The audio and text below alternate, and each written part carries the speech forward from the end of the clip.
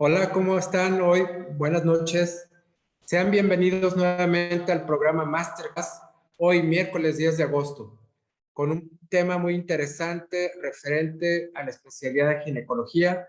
Y en unos momentos más presentaremos la temática y al doctor que nos hace el favor de dar su exposición sobre este gran tema. Por supuesto que antes quiero recordarles que este programa en un par de horas estará siendo subido a nuestra plataforma de YouTube para que pueda compartirlo o revivir el aprendizaje que esta plataforma ofrece a todos los profesionales de la salud. Asimismo, les recordamos que Masterclass se transmite todos los miércoles vía Zoom, pero también puede encontrarnos a través del Facebook de la plataforma Yo Soy Médico 17, a quien, como siempre, le damos las gracias para que nos permita llegar a más profesionales de la salud, ya que por Facebook Live, desde su plataforma, también puede conectarse en tiempo real. Asimismo, le recordamos que Medical Legal Center en un esfuerzo de mantener una comunicación para aprender y para estar siempre informados sobre temas interesantes respecto al quehacer profesional de todos ustedes, pone a su disposición La Voz del Residente lunes, martes, jueves y viernes. Todos los martes subimos un podcast que en esta ocasión es referente al expediente clínico. Escúchenlo, es un tema interesante. Asimismo, les recordamos que tenemos un gran programa que es la entrevista con los grandes médicos del siglo XXI. En este mes, el licenciado Abraham Dávila entrevistó al doctor Rogelio Hernández Pando del Instituto de Nutrición. No se pierda esta extraordinaria entrevista donde encontraremos la parte humana del profesional de la salud, pero también una carrera de éxito que deja huella en nuestro México. Y bien, también les invitamos a que nos sigan en redes sociales, Facebook, Twitter, Instagram, como ya les decía, a través de nuestra plataforma YouTube, y también para los residentes en Telegram. Aquí estaremos informando sobre aspectos relevantes en cuanto a cambios que existan en las normatividades, en cuanto a las directrices que emite la Dirección de Salud o COFEPRIS. Siempre hay algo que enterarles. Por favor, también si requiere una de nuestras pláticas que tienen que ver con el conocimiento del marco jurídico legal, que tanto en su ejercicio privado como institucional tienen que conocer para evitar situaciones de responsabilidad profesional, por favor, mande un correo a atención.mlc@gmail.com, atención sin acento.mlc@gmail.com, y con todo gusto programamos una sesión presencial o una sesión vía Zoom para que su equipo de trabajo, para que su hospital, para que su servicio o los compañeros de su agrupación siempre estén bien informados. Y bien, pues ahora sí quiero dar paso para presentar a nuestro ponente del día de hoy, quien dándonos parte de su tiempo y de su conocimiento, expone el siguiente tema. Y bueno, pues esta noche tenemos el tema de síndrome de ovario poliquístico y sus repercusiones metabólicas.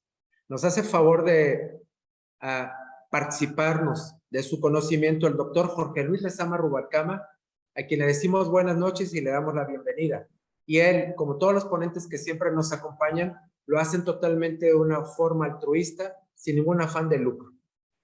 El doctor Jorge Luis Lezama Rubalcaba es médico cirujano por la Facultad Mexicana de Medicina de la Universidad La Salle. Es especialista en ginecología obstetricia en el Hospital Juárez de México, de la Secretaría de Salubridad. Tiene su subespecialidad en biología de la reproducción humana en el Hospital Español y de alta especialidad en cirugía mínima invasión también en el Hospital Español y por la Universidad La Salle. Pues bien, hoy miércoles 10 de agosto, el doctor José Luis Lezama nos comparte este tema. Doctor José Luis, buenas noches, ¿nos escucha bien? ¿Qué tal? Buenas noches. Muy bien, ¿ustedes? Bien, también, lo vemos muy bien. Y bueno, solamente para definir a todas las personas que nos acompañan, ahorita cedemos la palabra al doctor para que nos presente su exposición y al terminar dicha ponencia, daremos paso para que en la sección de chat nos anoten sus preguntas, sus comentarios. Y al final, doctor, pues estaremos dando pie a poder dar causa a estas inquietudes o preguntas. Y entonces, todo el micrófono y la pantalla son suyos. Nuevamente, bienvenido y adelante, doctor. Buenas noches. Perfecto, muchas gracias por la invitación. Ahí se ve ya mi pantalla. Todo se ve bien y se escucha claramente. Puede iniciar.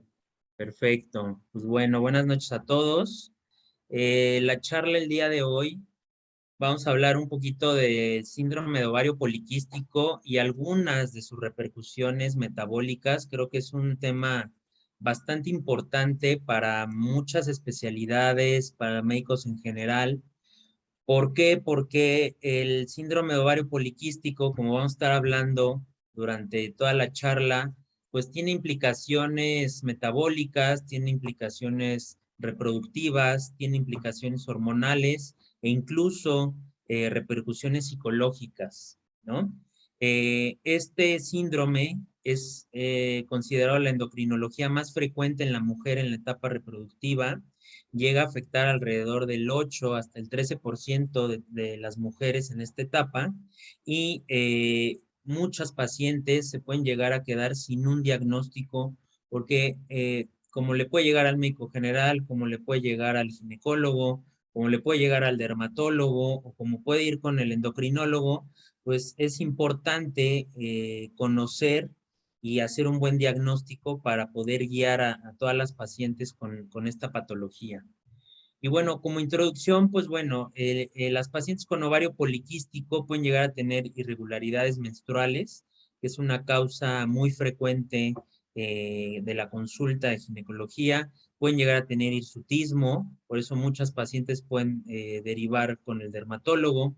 Pueden llegar a tener problemas para lograr el embarazo, complicaciones prenatales, y algo de lo que quiero hablar un poquito el día de hoy, pues es todo el tema metabólico. ¿Por qué? Porque son pacientes que pueden tener resistencia a la insulina, síndrome metabólico, diabetes mellitus y un riesgo cardiovascular. Entonces es importante enfocarnos en esto porque creo que muchas veces no le damos la importancia que amerita y únicamente tratamos o vemos a la paciente como, bueno, tiene irregularidades menstruales y le corregimos nada más eso, o tiene deseo de embarazo y nada más nos enfocamos en eso. Entonces, pues no es así nada más esta patología. En cuanto a la epidemiología, es la causa más común de anovulación con normogonadotrópicas en un 91% y puede afectar, depende de dónde lo revisemos, del 6 al 10% de las mujeres en la etapa reproductiva. Y aquí vemos una tabla donde se compara México y Estados Unidos, el porcentaje de pacientes con síndrome de ovario poliquístico, y tenemos una tercera fila que también en pacientes en Italia. Y bueno, vemos que en México hasta el 53% llegan a tener este síndrome. En Estados Unidos hasta el 82%, en Italia, bueno, más o menos igual un 56%. La definición, pues desde 1935, Stein y Leventhal le empezaron a describir que eran pacientes con ovarios aumentados de tamaño, que tenían obesidad, y por eso lo remarco, por el tema metabólico, hirsutismo y una anovulación crónica. Ya posteriormente se fueron incorporando la medición de andrógenos, la morfología ovárica mediante ultrasonido, y ahorita vamos a hablar un poquito de esto, ¿no? En 1990, los institutos nacionales de salud tienen ciertos parámetros para poder hacer el diagnóstico. Nos piden que haya un hiperandrogenismo o que la paciente tenga hiperandrogenemia diagnosticada por estudio de laboratorio. En segundo punto, alteraciones menstruales, principalmente que se pueda deber a una oligoanovulación, y debe de haber la exclusión de alguna otra alteración, ¿no? Muchos dicen que el ovario poliquístico tiene que ser un diagnóstico de exclusión. En Rotterdam, en 2003, se define este síndrome con al menos 2 de los 3 siguientes criterios: una oligoanovulación, un hiperandrogenismo ya sea clínico o bioquímico, y la morfología ovárica, que era la presencia de más de 12 folículos. Actualmente ya las últimas guías recomienda que sea más de 20 folículos con una medición de 2 a 9 milímetros y un volumen ovárico mayor a 10 mililitros. En Rotterdam mencionaban que al menos en un ovario, actualmente las guías incluyen ambos ovarios.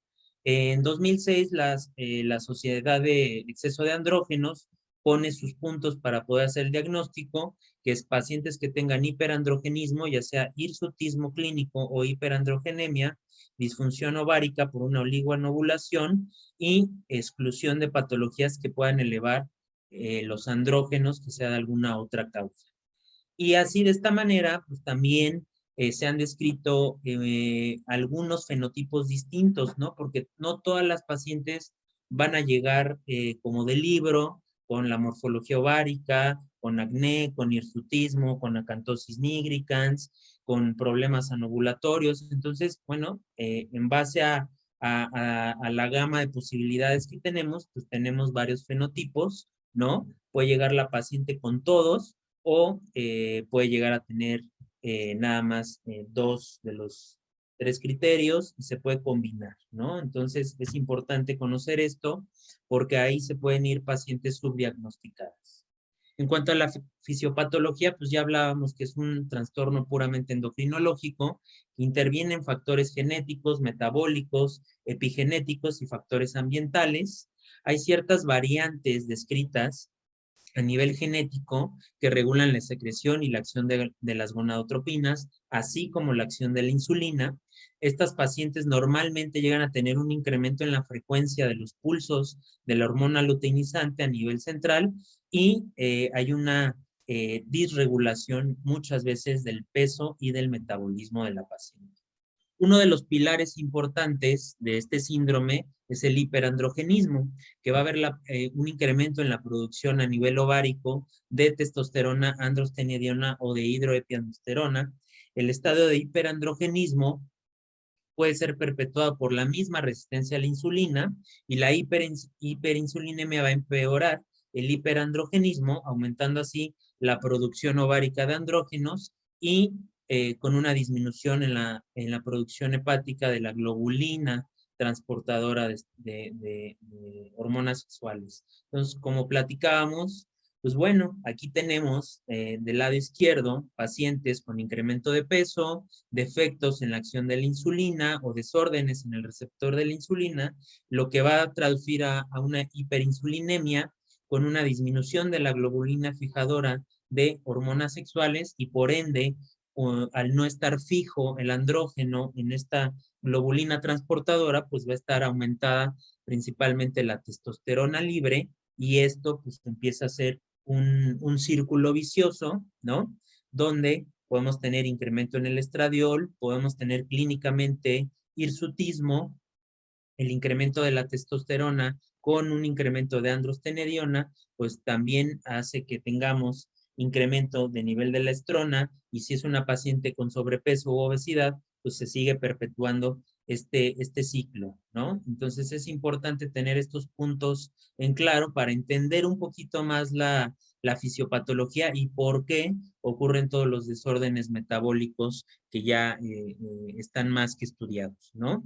Del lado izquierdo tenemos unas gráficas de un ciclo menstrual normal en una paciente normal sin ovario poliquístico, una paciente que está presentando una ovulación cada mes. Como vemos, a la mitad o un poquito antes del día 14, pues hay un aumento en ciertas hormonas, hay un aumento del estradiol que lo vemos en la flecha, en la gráfica de color azul, ¿no? Posteriormente va a haber un incremento en la LH y por consiguiente hay una ovulación y va a haber un aumento en la progesterona. ¿Qué pasa en pacientes con un ovario poliquístico? Pues hay un eje, un ciclo totalmente distinto, ¿no? No vamos a tener ningún pico hormonal como tal, entonces normalmente la mayoría de las pacientes va a tener niveles un poco más elevados de LH, la FSH no va a tener ninguna variación, no vamos a tener un pico de estradiol y nunca va a haber una producción adecuada de progesterona, por lo cual la paciente pues va a tener una oligoanovulación y ciclos anovulatorios, y esto se puede traducir en alteraciones menstruales o que la paciente caiga en amenorrea, y es uno de los datos por los cuales la paciente llega a la consulta. Hablando un poquito del tema de la insulina, la resistencia a la insulina la podemos encontrar hasta en un 75% de las pacientes con ovario poliquístico, por eso voy a hacer mucho énfasis un poco en la resistencia a la insulina. Niveles elevados de insulina van a estimular a las células de la teca, y a nivel de la teca es donde se van a producir los andrógenos y nos va a estar ocasionando un círculo vicioso que platicábamos, que a mayor nivel de insulina, pues muchas veces vamos a tener mayor producción de andrógenos y a la vez una disminución en la producción de la globulina que transporta estos andrógenos en la sangre.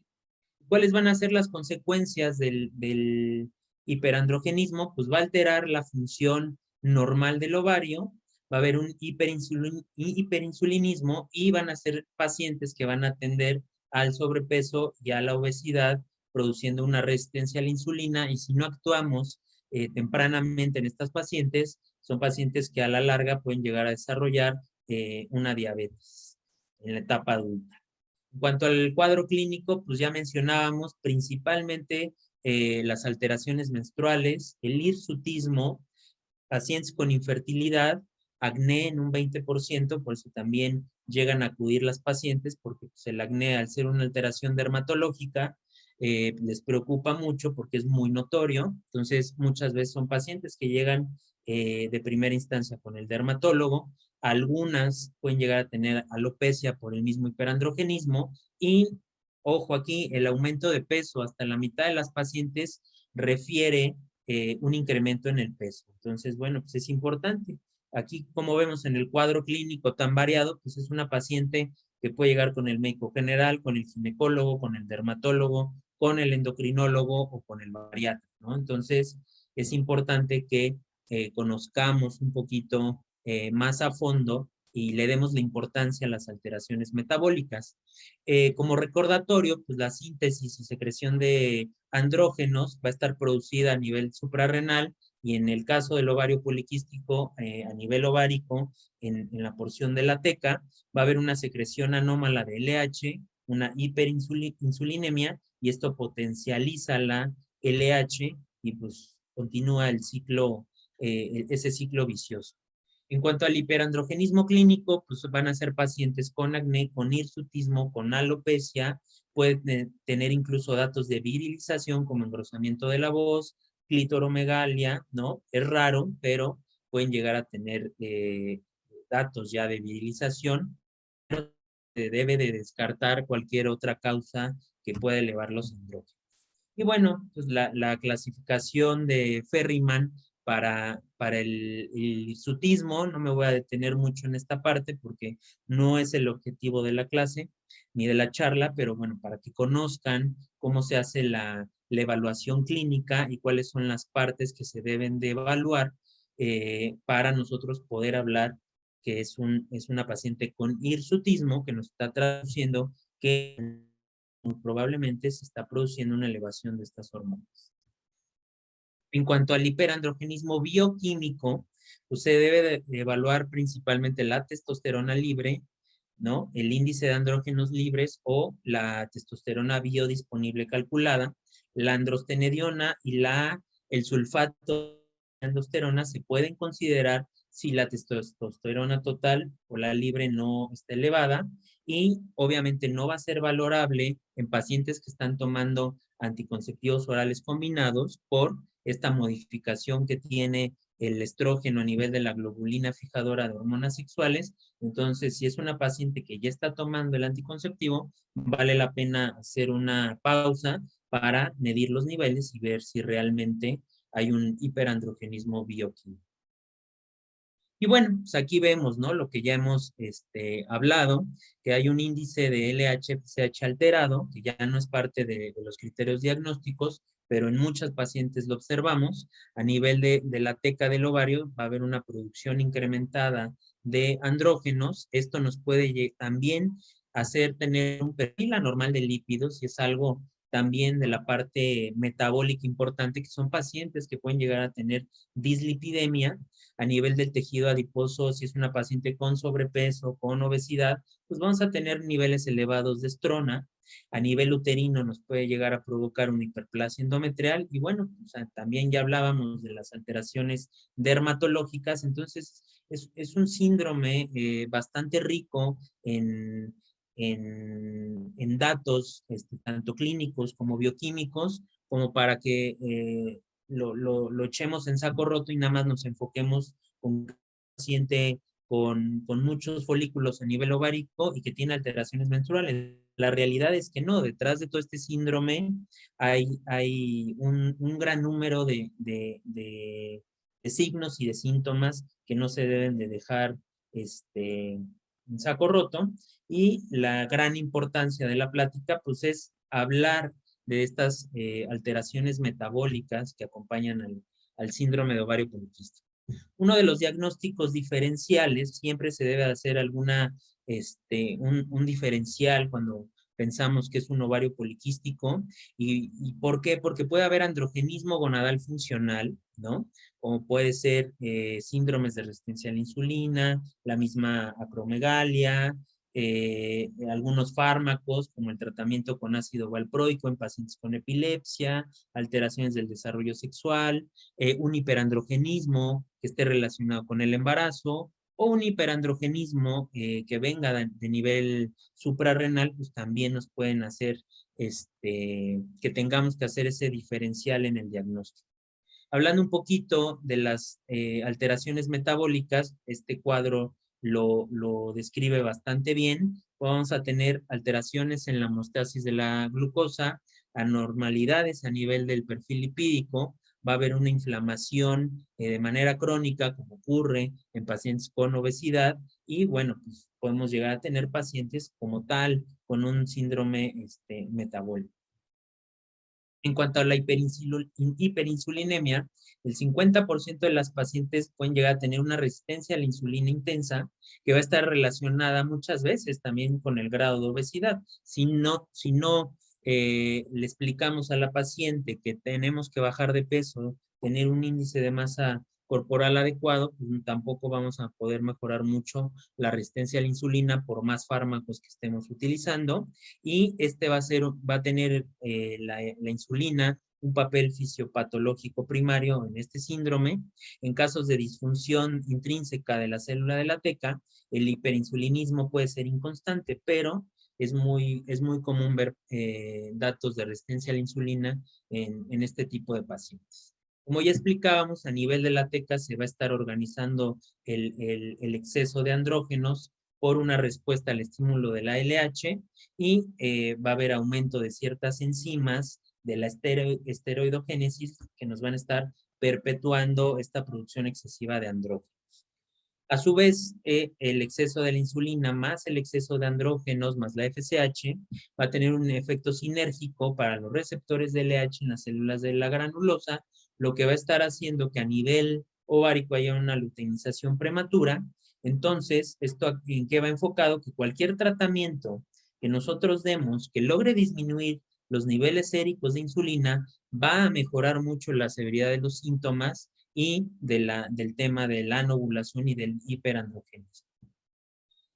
A nivel del músculo y de los hepatocitos, pues va a tener un efecto esta resistencia a la insulina y va a empezar a provocar un metabolismo, una alteración en el metabolismo de los carbohidratos. La hiperinsulinemia compensatoria va a tener efecto en otros tejidos, como ya decíamos que puede ser el ovario o el tejido adiposo. Hay otro efecto en los factores de crecimiento, se va a agravar el hiperandrogenismo y pues vamos a tener un síndrome de ovario poliquístico como tal, florido, con todos los datos, tanto dermatológicos como clínicos y bioquímicos.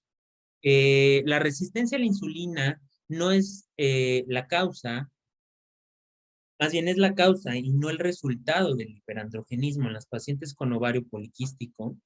las alteraciones, se han descrito alteraciones en el inositol que puede contribuir a la resistencia a la insulina, y ahorita vamos a hablar un poquito del inositol. Entre el 25 al 50% de las pacientes, como ya mencionábamos, va a tener resistencia a la insulina. Por eso va a ser importante hablar ahorita, hacia el final de la charla, qué vamos a hacer en cuanto al tratamiento. Y bueno, no debemos de descartar el síndrome metabólico y el riesgo cardiovascular que van a tener estas pacientes hasta en un 85%. Son pacientes con alto riesgo de desarrollar diabetes mellitus tipo 2, incremento en el riesgo cardiovascular, incremento en enfermedades coronarias, por lo cual toda la mujer con ovario poliquístico debe ser evaluada por todos estos factores del desarrollo de riesgo cardiovascular. Enfocándonos a la obesidad como tal es una pandemia en la actualidad. En Estados Unidos y en México tiene una prevalencia muy elevada, es una de las principales causas de muerte en estos países, y también va a tener una implicación en las alteraciones del eje hipotálamo-hipófisis, con lo cual va a disminuir la calidad ovocitaria y va a alterar también la receptividad del endometrio en pacientes con deseo de embarazo. Los pacientes con obesidad van a tener niveles altos de insulina con un incremento en los andrógenos, como ya decíamos, y a nivel del tejido adiposo se va a dar la aromatización, va a generar estrógeno que altera la retroalimentación negativa de todo el eje. Por eso es importante que las pacientes con ovario poliquístico, con sobrepeso, con obesidad, se les dé un tratamiento específico para mejorar toda la condición metabólica.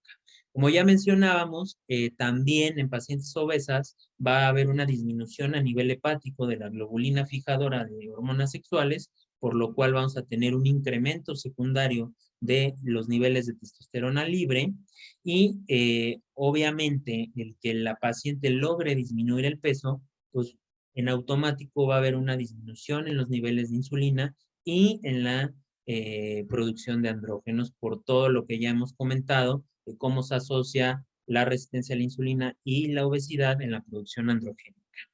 ¿Qué pasa en las pacientes con obesidad, con ovario poliquístico y los tratamientos de reproducción? Pues ya se sabe que pacientes con obesidad tienen más problemas para lograr el embarazo, va a haber un aumento en el tiempo de la inducción de la ovulación, mayor dosis de gonadotropinas, disminución en la calidad de los ovocitos, aumento en la cancelación de ciclos de tratamientos de reproducción y una disminución en la calidad sobre el embrión y un incremento del riesgo de abortos espontáneos. Hay muchas pacientes con obesidad y ovario poliquístico que sí logran embarazarse, pero pueden tener un alto índice de aborto en los primeros 3 meses del embarazo. Por eso es importante que estas pacientes, antes que entren a un tratamiento de reproducción asistida, pues tengan una asesoría nutricional y muchas veces con el bariatra, dependiendo del peso y del deseo de la paciente. En cuanto al GLP-1, pues ya se ha visto que después de la comida se secreta y tiene un efecto insulínico. La síntesis es a través de las células L del intestino delgado, va a activar el nervio vago tras la distensión gástrica y va a reducir el vaciado gástrico y la motilidad del intestino. Hay estudios que muestran que la obesidad se asocia a menor cantidad de GLP-1 y un menor estímulo postprandial. Entonces, el vínculo entre el ovario poliquístico y el síndrome metabólico pues va a variar, pero es frecuente. La diabetes se ha relacionado con efectos negativos a nivel reproductivo, y la hiperglucemia pues acumula también a nivel ovárico productos de glicación. Por esto son pacientes que van a tener problemas para lograr el embarazo. En los tratamientos de reproducción en pacientes con diabetes mellitus, el control metabólico va a ser la clave para el éxito. El tema de la dislipidemia puede tener efectos negativos sobre la fertilidad y el embarazo, como ya mencionábamos. Y bueno, como la parte última de la charla que me quiero enfocar un poquito, pues es en el tratamiento. ¿Por qué? Porque vamos a tener ciertas metas para mejorar las condiciones de estas pacientes, como va a ser el control del exceso de andrógenos, regular los ciclos menstruales y todo esto que resalté, reducir las complicaciones metabólicas a largo plazo. Una paciente que diagnosticamos tempranamente en la adolescencia o en los 20, 25 años con diabetes mellitus, pues hay que tratar de prevenir que en 10, que en 15, en 20 años, estas pacientes desarrollen una diabetes, por ejemplo, ¿no?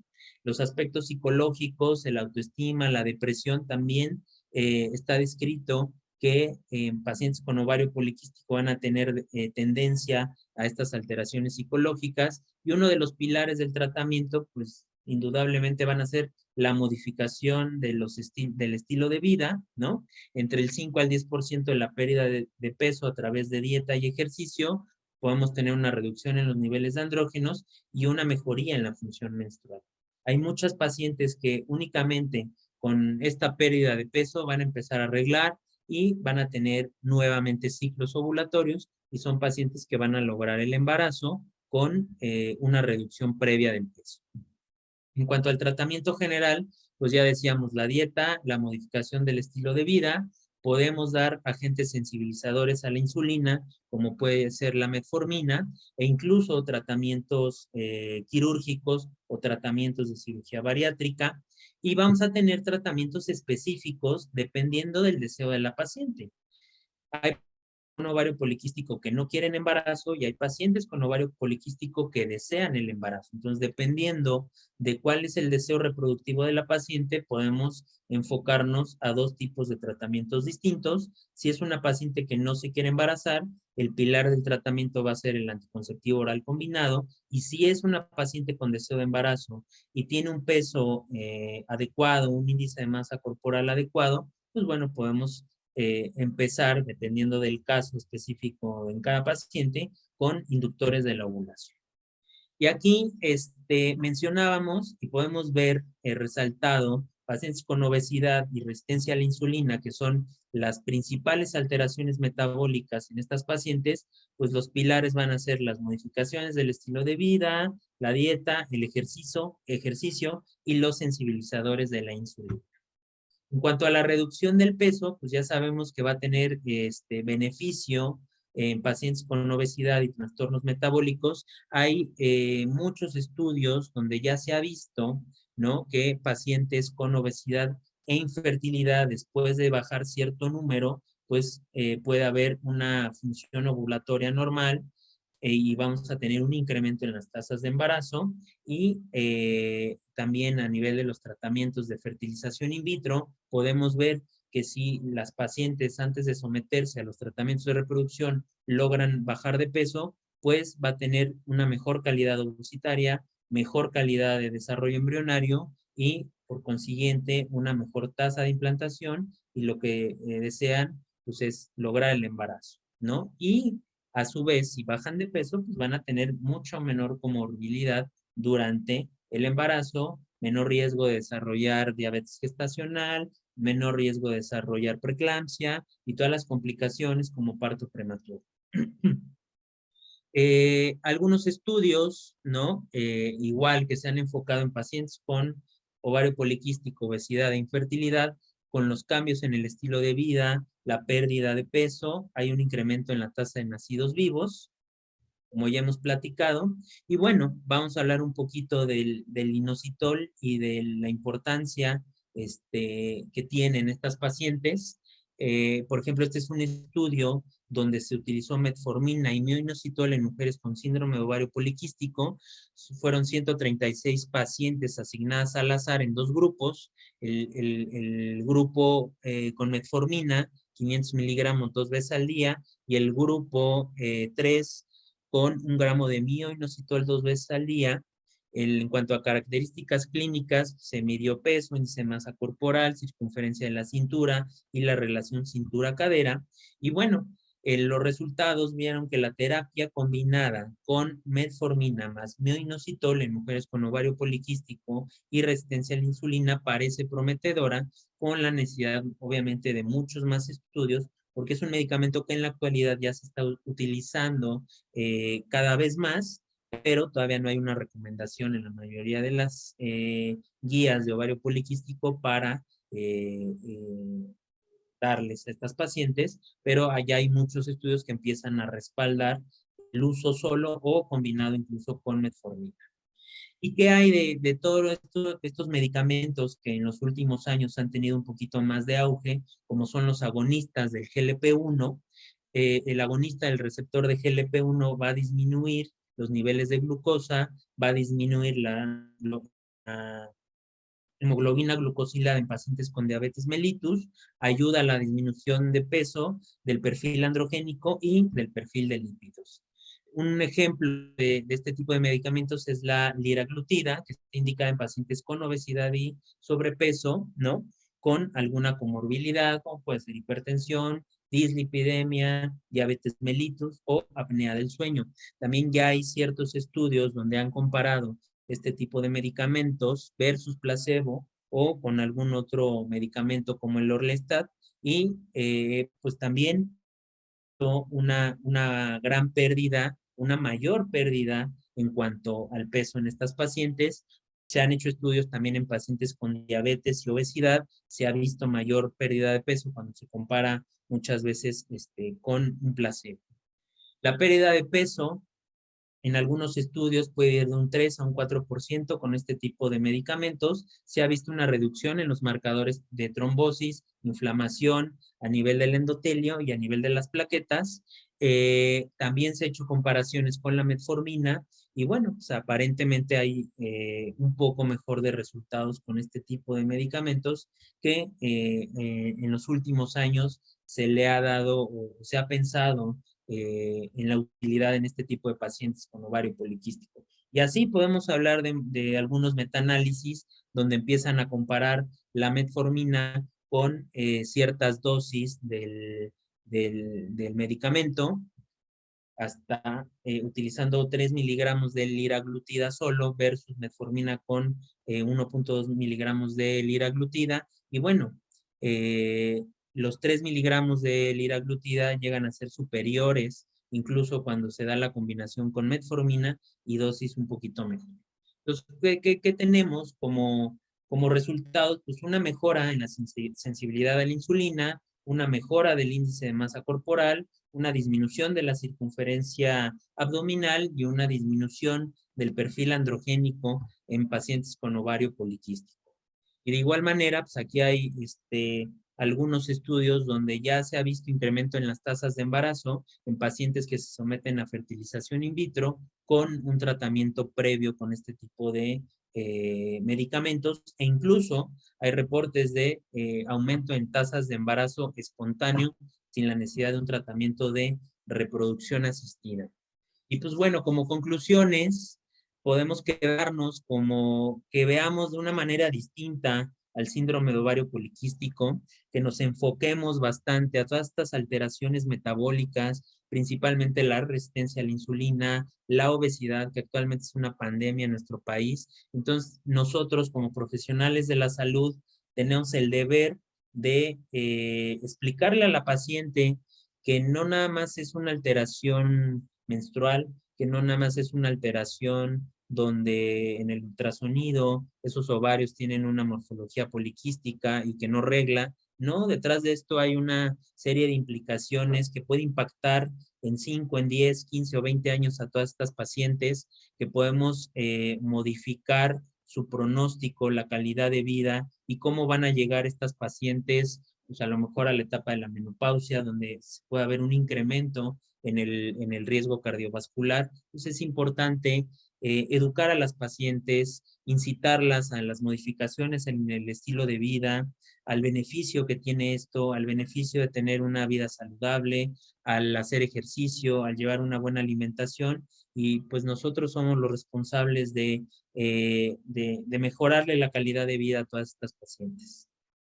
Bueno, muchas gracias. No sé si tengan alguna duda o alguna pregunta.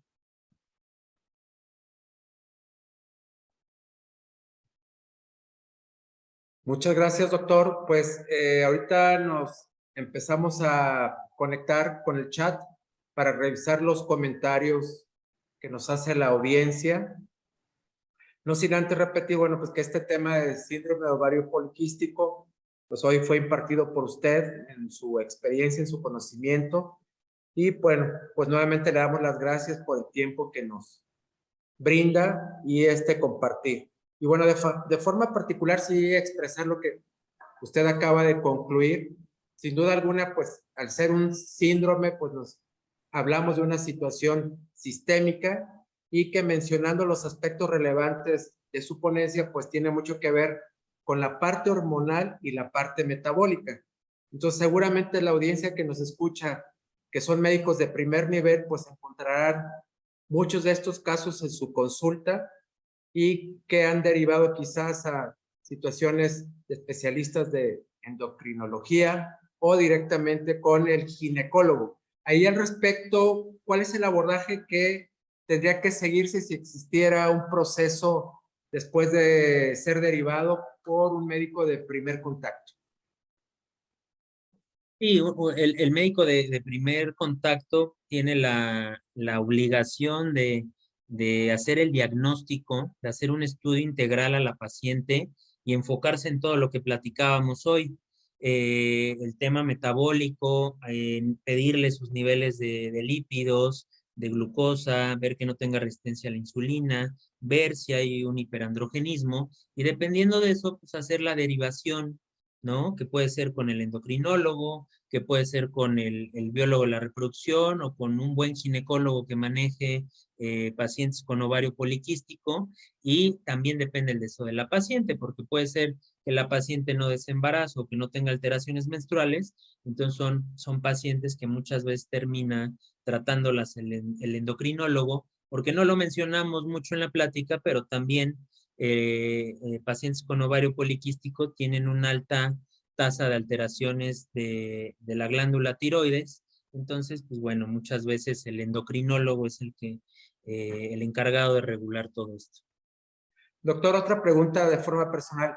¿Este síndrome se identifica más ya en la edad reproductiva o en personas que ya tienen una actividad sexual? Sí, es la endocrinopatía en la mujer más frecuente en la etapa reproductiva. También veo que por ahí preguntaban que si se podía dar en adolescentes o qué tan común era. También podemos llegar a hacer el diagnóstico desde las adolescentes, desde etapas tempranas. Y obviamente en la adolescente, pues cambian un poquito los criterios porque tienen que cumplir los tres criterios, ¿no? El hiperandrogenismo, ya sea clínico, bioquímico, las alteraciones por ultrasonido y la oligoanovulación. Muy bien. Otro comentario, Francisco Estrada Hernández. Buenas noches. ¿Es lo mismo síndrome de ovario poliquístico y poliquistosis ovárica? Es una buena pregunta y no, la respuesta es que no es lo mismo.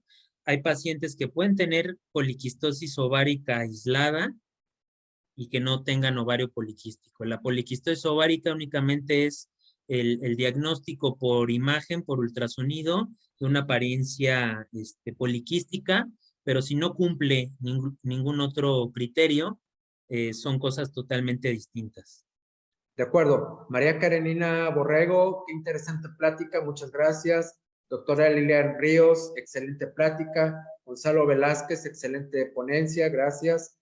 Dafne Estefanía Martínez, excelente ponencia. Juan Carlos Martínez, hay mucho mito de cáncer de ovario al dar tratamiento médico con menotropinas, etcétera. ¿Es cierto? ¿Por qué es esto? No se ha visto un incremento en el riesgo de desarrollar cáncer de ovario al utilizar menotropinas o gonadotropinas.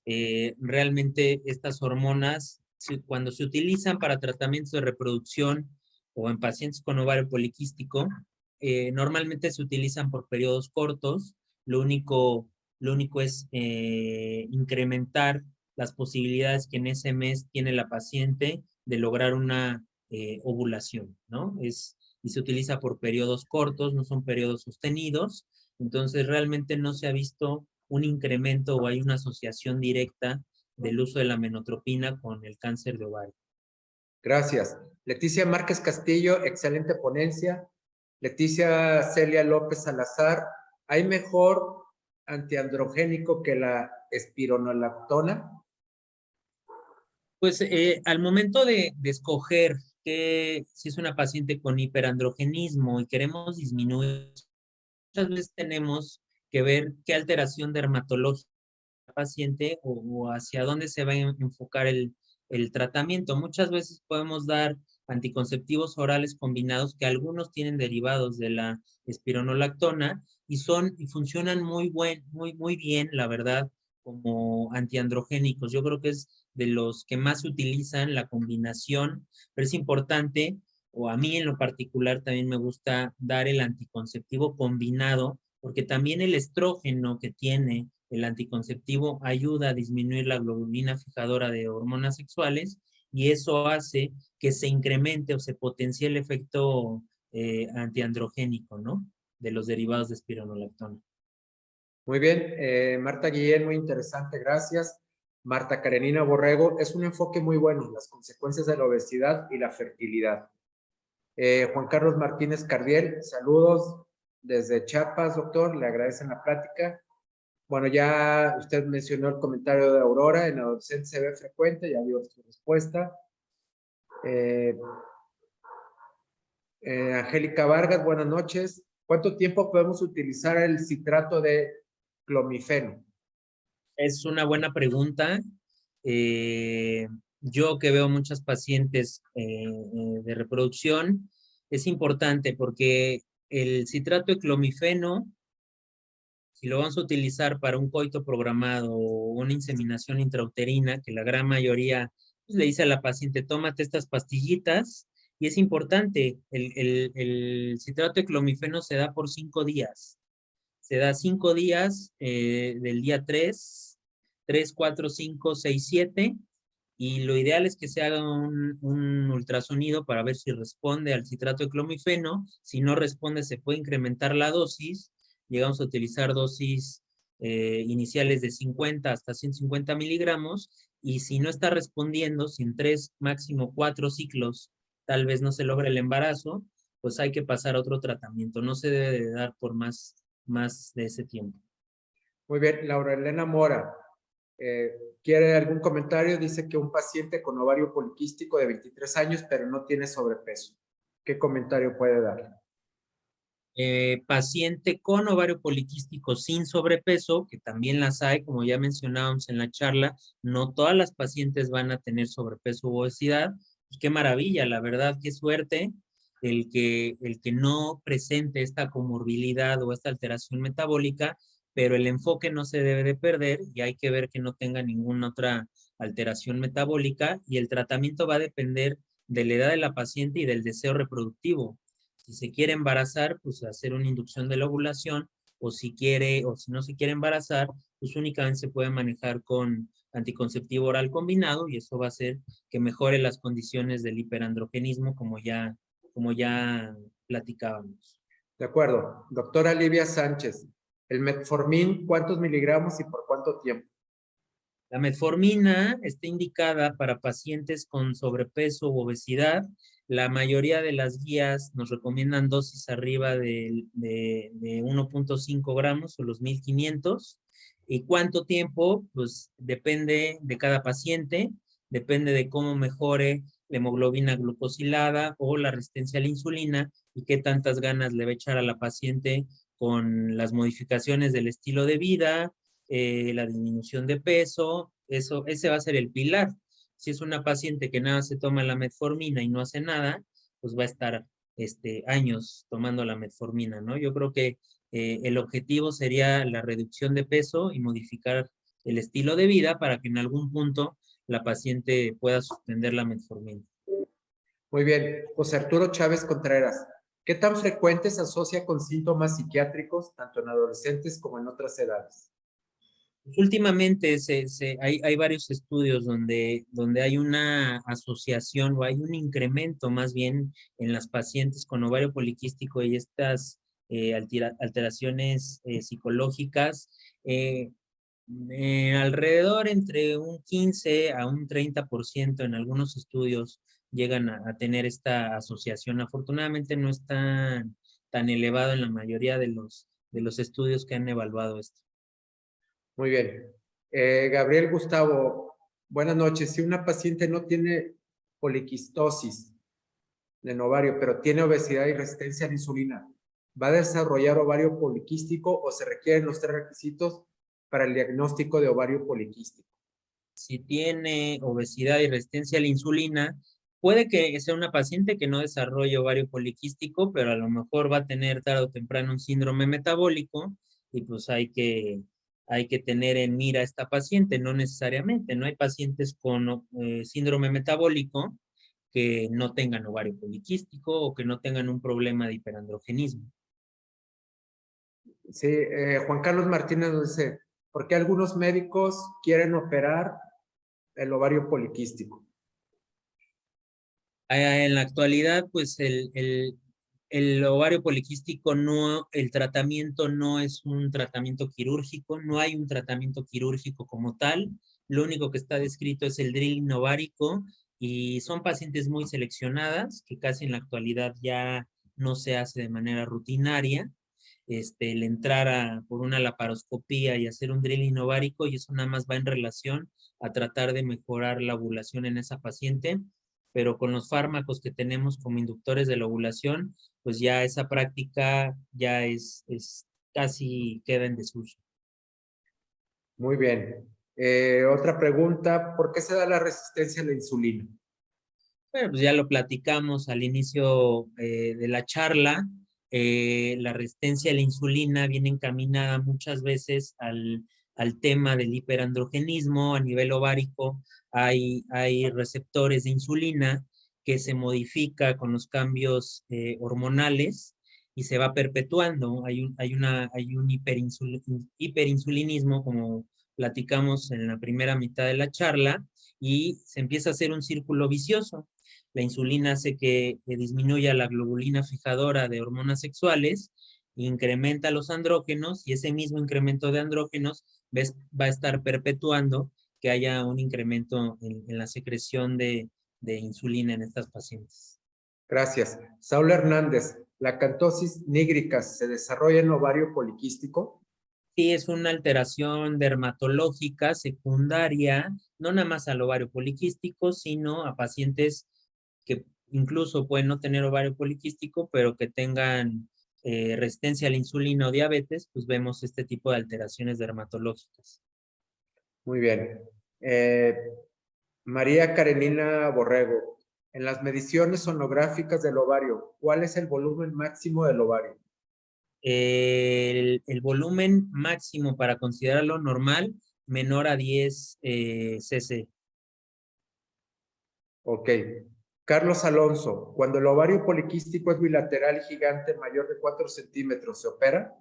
No podemos tener ovarios poliquísticos o ovarios muy grandes, ¿no? Porque hay pacientes que al momento de hacer el ultrasonido son ovarios realmente muy grandes, ¿no? Que si se hace una medición completa pueden tener un volumen aumentado, ¿no? Volumen de 20, 30, 40 o más, y eso va a hacer que el diámetro se incremente, pero no, ya platicábamos que no hay un tratamiento quirúrgico como tal para el ovario poliquístico, ¿no? También lo que antes utilizaban que eran las cuñas de ovario, que era mocharles un pedazo de ovario, ya en la actualidad tampoco está recomendado.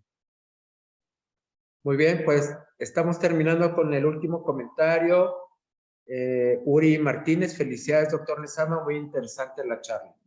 Doctor, y sí, muy interesante la charla, realmente hemos aprendido, bueno, que un síndrome afecta tejidos, glándulas, hormonas, la piel, el cabello, todo el cuerpo, ¿verdad? Entonces, sin duda alguna, pues además de la atención por parte de los especialistas, también se requiere de la atención que tiene el paciente para generar cambios en su vida, en sus hábitos y poderse sumar al tratamiento farmacológico que establecen los especialistas.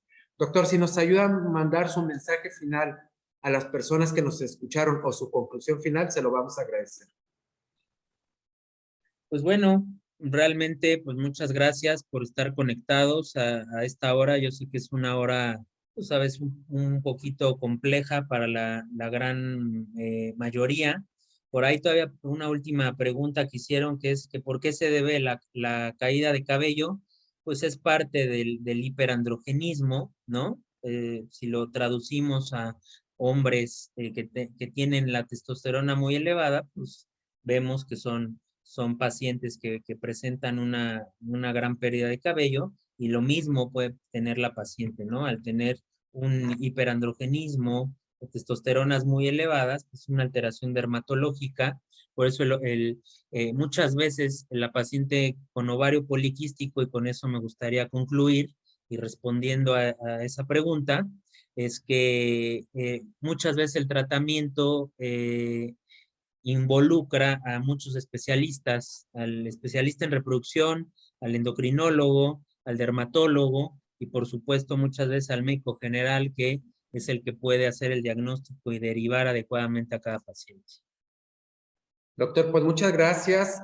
Nuevamente reiteramos nuestro agradecimiento por compartir, por también abrirnos un espacio en su agenda de trabajo para poder estar conectado. Como usted dice, la mayoría de los médicos y profesionales de la salud, sobre todo los que tienen práctica privada, pues en estos horarios se encuentran consultando, se encuentran operando, se encuentran trabajando.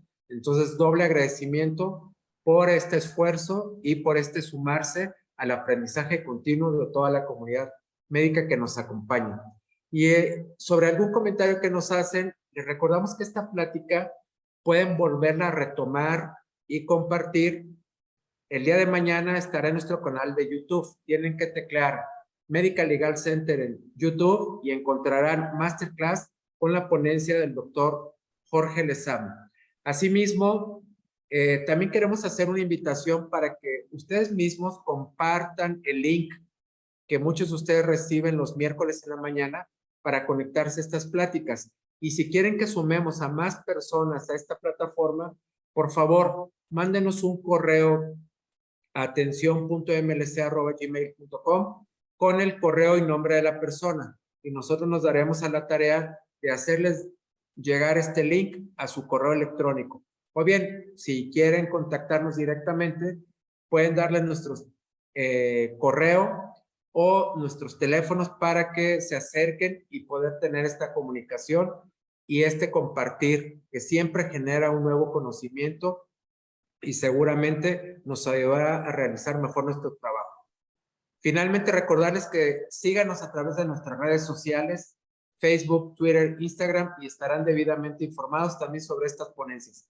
En nuestra página de Facebook también pueden hacerles saber que esta plática y el link estará siempre vigente los miércoles, y de igual forma a través de la plataforma de Yo Soy Médico 17 todos los miércoles a las 8 de la noche podrán conectarse en el Facebook Live.